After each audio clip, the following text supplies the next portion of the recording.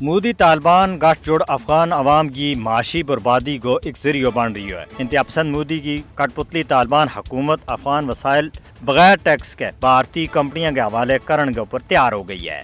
موقع پرست بھارت افغانستان کی کمزور معاشی حالت کو فائدہ چاہ کے قدرتی وسائل کے اوپر قبضہ کرنا تیار ہے۔ اس حوالہ تے افغان وزیر صنعت و تجارت نور الدین عزیزی نے کیا ہے کہ افغانستان مختلف شعبوں کے بچ سرمایہ کاری کے واسطے بھارتی کمپنیاں خصوصی مراحت دیون کے واسطے تیار ہے۔ بھارت نہ ٹیرف سپورٹ کے نال زمین بھی دیتی جائے گی۔ انہوں نے کیا ہے کہ نئی سرمایہ کاری کرنے والی کمپنیاں 5 سال کی ٹیکس چھوٹ پہ دیتی جائے گی۔ واضح رہے کہ بھارت نہ ٹیکس فری مراحت کی پیشکش کی جا رہی ہے، جبکہ افغان عوام غربت، بھوک، مہنگائی اور بے روزگاری کو بہت زیادہ شکار ہیں۔ بدحال افغانستان نے بھارتی سرمایہ کارن ٹیکس چھوٹ دے گئے کمزور معیشت نہ اور زیادہ خطرہ کے وچ کال دیتا ہے۔ یاد رکھنے والی گل یہ ہے کہ بھارتی حکومت نے اسی طرح حسینہ واجد گٹھ جوڑ کر گئے حکومت کے ذریعے بنگلہ دیش نے بھی اپنی ناپاک اغراض اور مقاصد کے واسطے بڑو عرصوں استعمال کیو،